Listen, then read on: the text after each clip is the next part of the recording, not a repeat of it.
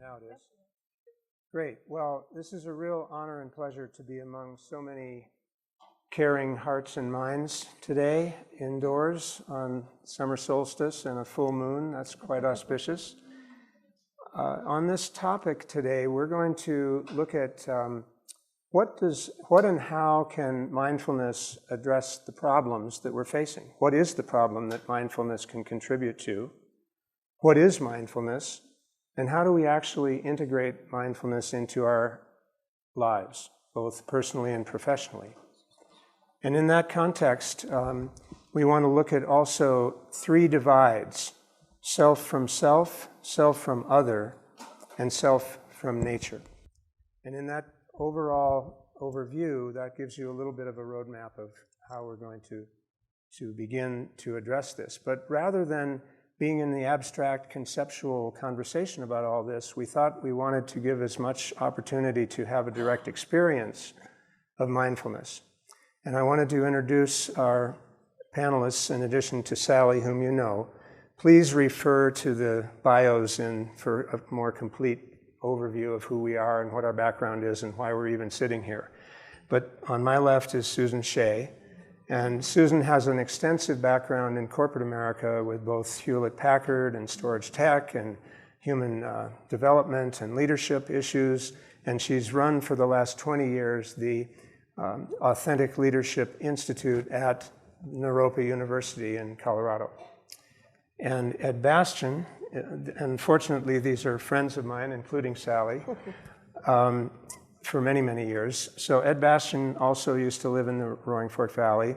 He's an author, filmmaker, PhD level Buddhist scholar, and runs the Spiritual Paths Foundation, which gives people direct experiences of spirit and the great mystery, which is also some of my work with Deep Nature Journeys, taking people in to meet with spirit and nature and themselves in the wild. So with that, we thought Susan could begin with a little bit of assistance to bring us fully here in our wholeness and guide us on a little bit of a mindfulness meditation. Thanks, Bud. Good morning, everyone. So, the university that I teach at, Naropa University, is in Boulder. It's about 40 years old, and it was founded on the premise that if we could bring all of who we are to our educational journey, we might actually learn something.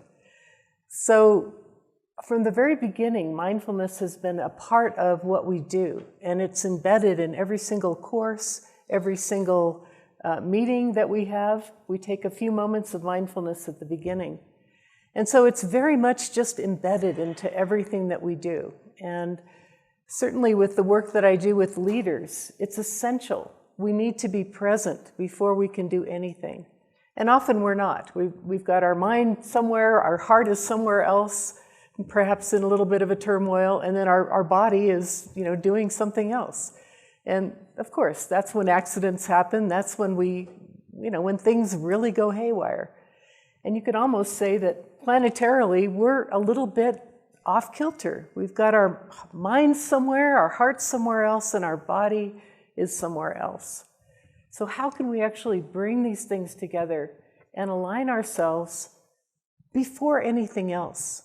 So that's my invitation to you this morning, is not to do anything special, but just to do what we humans have always done when we're in a moment that's very important and we're about to embark on something meaningful, is we pause and we take a moment to be here.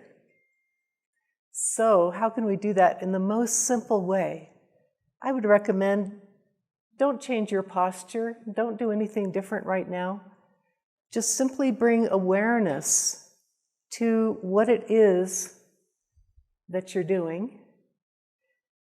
And maybe just starting with the body, noticing, where are my feet? Maybe your legs are crossed, maybe your feet are on the floor, it doesn't matter.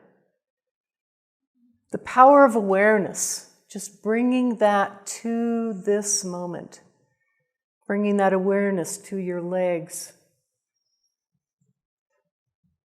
to that pressure of your seat on the chair, noticing your torso, noticing the spine, that amazing spine that's both upright but very flexible.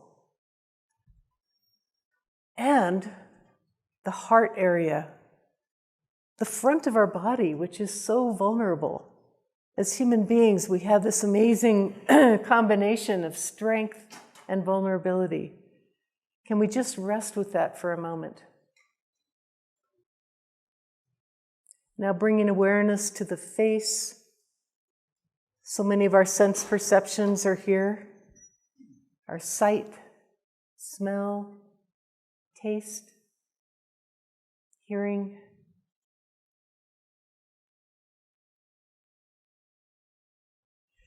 And now bringing awareness to the heart. And just noticing, how am I today? How am I coming into this new environment with all of my peers and colleagues and many people I don't know? How am I with that? How am I with this amazing endeavor that we're trying so hard to bring awareness to? Not just for ourselves, but for the entire planet. How am I with holding that big purpose?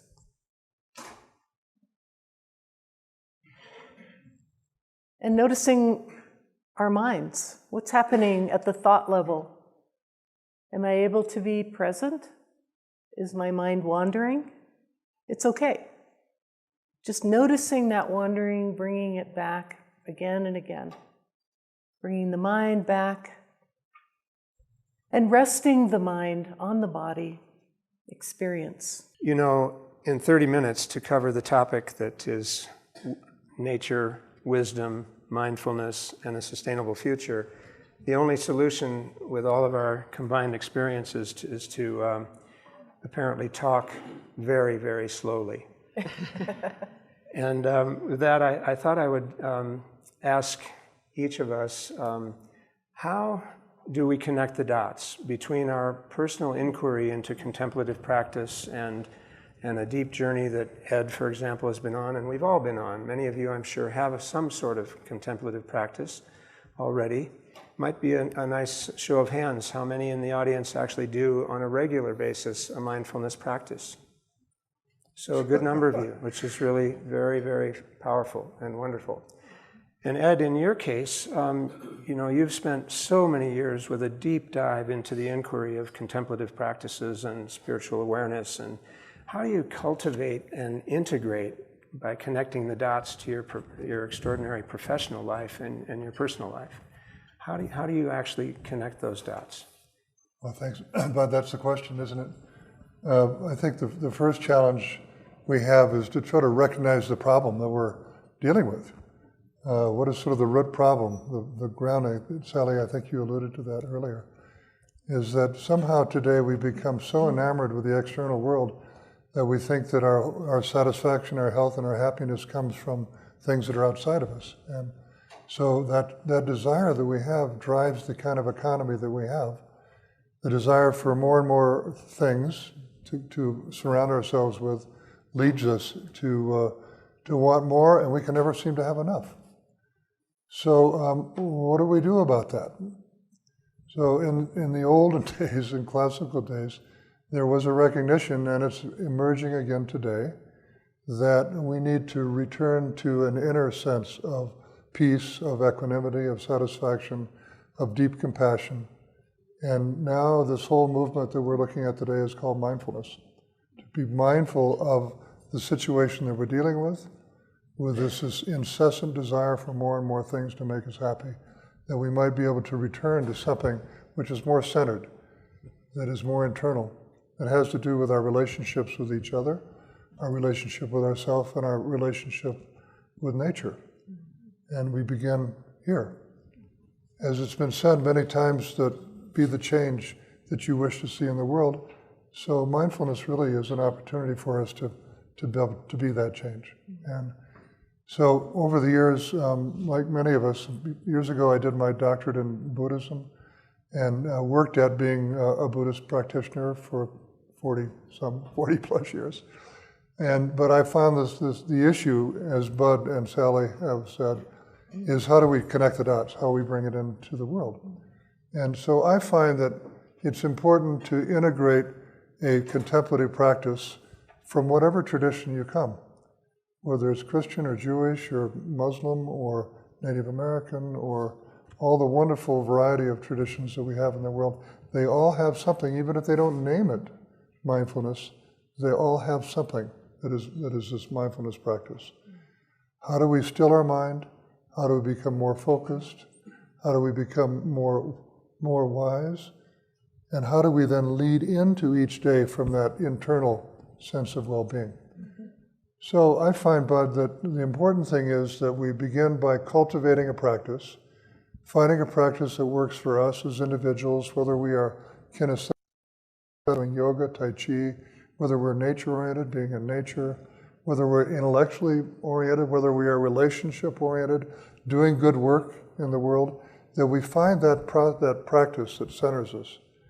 And every day, the first thing that we do before we do anything else is to remind ourselves of that and to settle ourselves to move from our dream state before we get active, to remind ourselves of our values, set our intentions for the day, find ourselves in a mindful place, and then make a vow to ourselves that we're going to bring this into every relationship, everything that we do during the day. And we have, luckily, a marvelous variety of contemplative practices available to us today. So it's a great search. Find the one that works for you.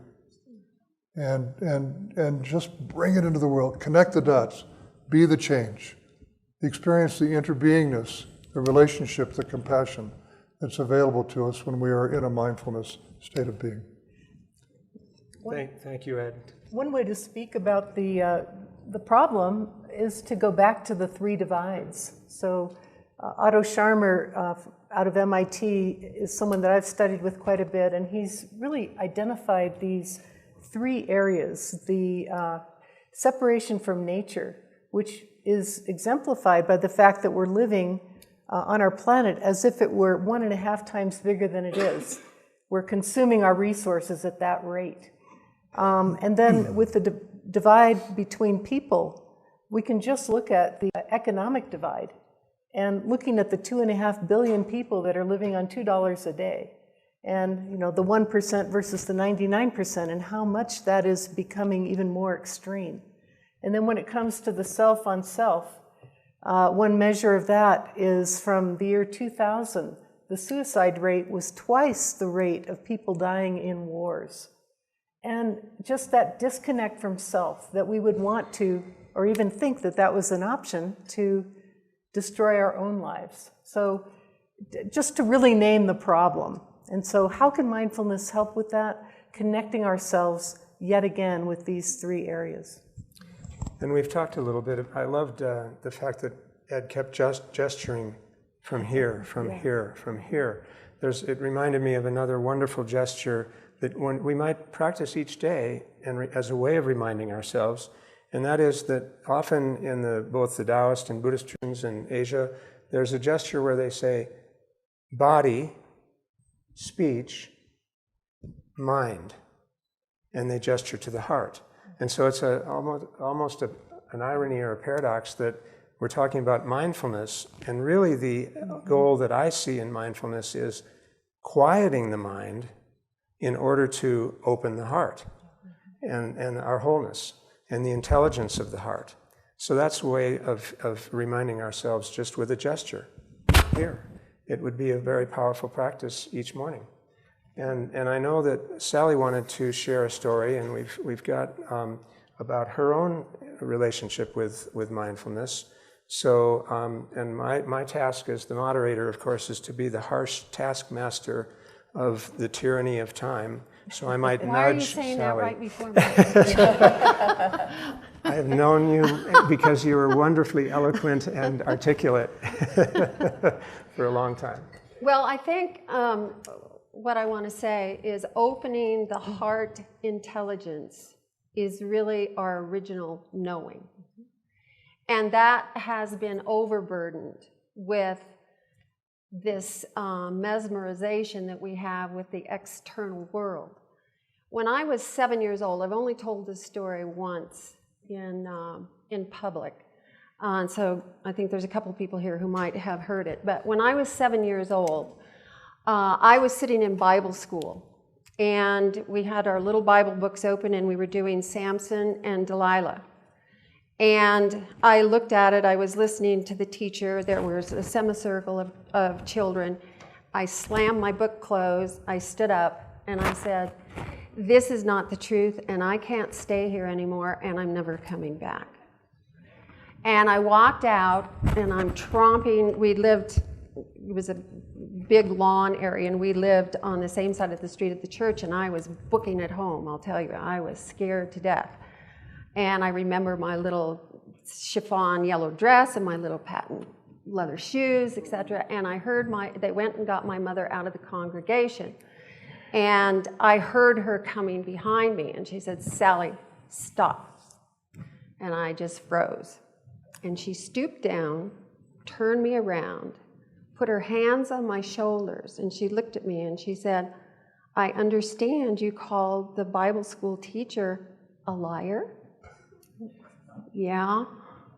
And I understand you never want to go back? Yeah. And she looked me straight in the eyes and she said, where would you rather be? And out of the mouths of babes, I said, with God.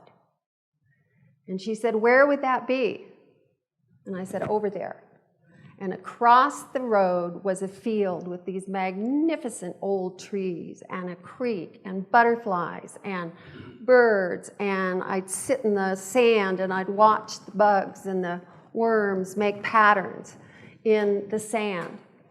And when everybody else was in church, I was in God's cathedral. And so what I did one day, I had a particular affinity with trees, and this gets into the mindfulness. I sat with this tree for days, and one day it just hit me. I want to be the tree because I am the tree, and the tree is me. I sat with my back like this against the tree, and I closed my eyes, and that was my attention, mindfulness, mind emptiness, mindfulness. And that was where I wanted to focus. And I could feel the sap in the cambrian of that tree in my spine. There was no differentiation between the frequency and the molecules of that tree and me. And then I crawled into her roots. She had these big roots. And I lay down like this. And I put my ear against her skin, and I wanted to hear her grow. Because I knew if I was still enough, I could.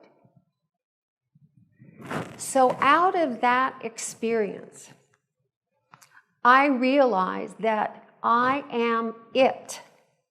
We can't talk about mindfulness as something separate from this. I am it. I was born in the womb of creation with every single other thing, everything that has manifest and everything that has not yet manifest. I am that. Also, I realized that there is a master creative force, and Ed talked about this. The master creative force of the universe is love. And then I had the opportunity to write the foreword to a book called The Trust Frequency, and it's at our bookstore. And the authors, Connie Baxter Marlowe is here, and her partner, Andrew Bailey, have done some extraordinary work on mindfulness and consciousness. And I'm just going to stop here. One of the things that this session was about is how interconnected we are. And Connie told me once, she said, we are hopelessly, profoundly interconnected. So we need to understand that in the lexicon of every day. So there are assumptions about the phenomenon Excuse me, not assumptions. The phenomenon of consciousness and mindfulness, which expands our consciousness, they have delineated into 7 qualities, if you will. Awareness, assumption, attitude, attention, alignment, action, and allowing. Excellent. An excellent summary. And do seek out that book. I was able to help with some of the editing as well, and it's really got some terrific ideas. So I guess when you were with that tree at the age of 7, I was lost in the Jewel Basin primitive area of the Montana Rockies at the age of 7 in the Bob Marshall Wilderness, and that was a profound transmission directly from the original Church of Earth. And I guess if you look at that image on your screen just for a moment and realize that there are you talked about the 3 A's, the wonderful support team you've got. There's this perception of separation that we embody as human beings, combined with an attitude of superiority from everything non-human in both the seen and the unseen realms. And it's our task, I think, in this life, in our human form, to transcend those two, that perception of separation and an attitude of superiority. And by opening our hearts and quieting our thinking mind to move into the observing mind through mindfulness practices and contemplative awareness, we really arrive at a much deeper level of skillful means, skillful approach to the solving of these many, many challenges that we're facing. So I guess in that context, we could segue quickly in the few minutes that we have remaining into Susan sharing just a little bit about her perception of what's the problem and how does this self relationship with self, how do we address that? And then a little practice on that as well. So, and I know we wanted to leave some time. How much time do we have? Yeah, we have about 5 minutes. 5 minutes. Okay. Yeah. So I guess we'll just, we're going to be available, at least I will, for a day or two, and before we close, I'll have another invitation for you. But let's give these minutes to Ed to kind of guide us through a practice as well. Thank you. Well, so let's just comfortably align our bodies, and although it's a bit of a challenge sometimes, but through the soles of our feet, let's just feel the energy of the earth and just being here present now with each other.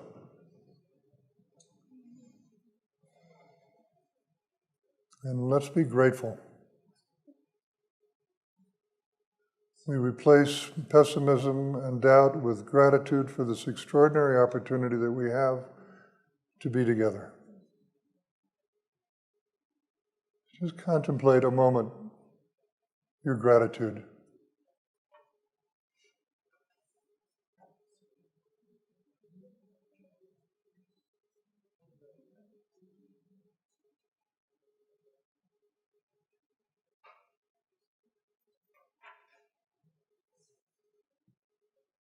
Grateful for the opportunity to be together and the great teachings that we've all learned in our lives. Grateful to the earth for providing us with a life.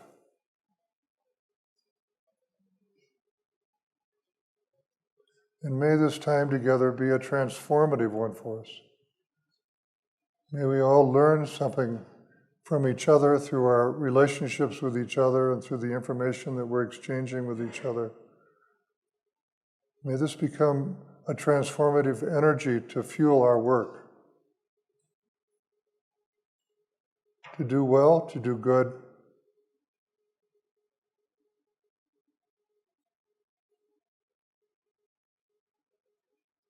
To help heal ourselves and to heal the planet.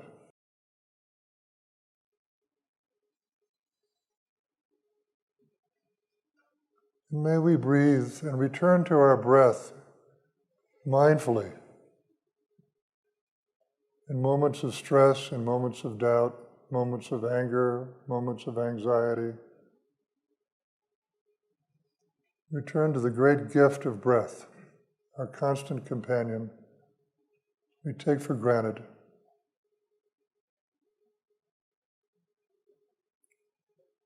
And feel the breath as it goes from the tip of your nostrils, and follow that breath as it goes deep into your lungs and resting in your heart center.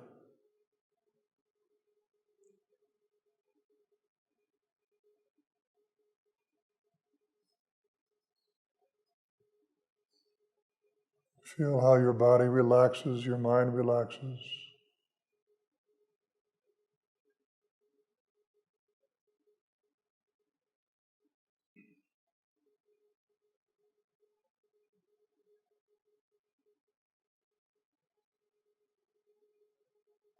And may through this practice, simply returning to our breath, may we become wise. May that wisdom that resides deep within the center of all of us, that wisdom of the inextricable interdependence in which we are all part, that wisdom that knows that the well-being of ourselves is dependent on the well-being of all others, of the planet, of nature.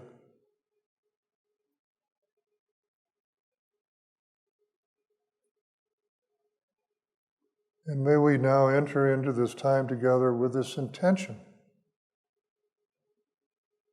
that all that we learn here can help us to be of greater service through our professions and our personal lives and our relationships, to be in service to all.